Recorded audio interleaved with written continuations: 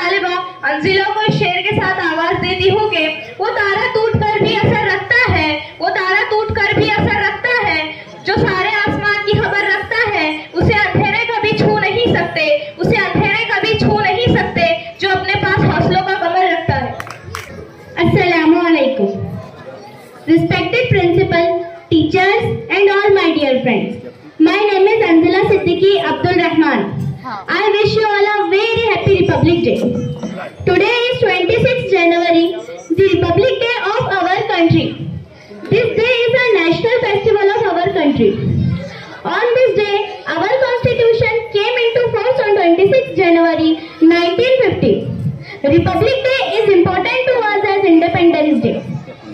The Constitution of India is the supreme law of India. Our constitution is the largest written constitution in the whole world.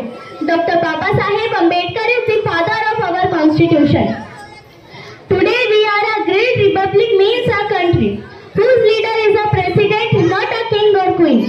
This would not have been possible if our freedom fighters had not made numerous sacrifices for the country.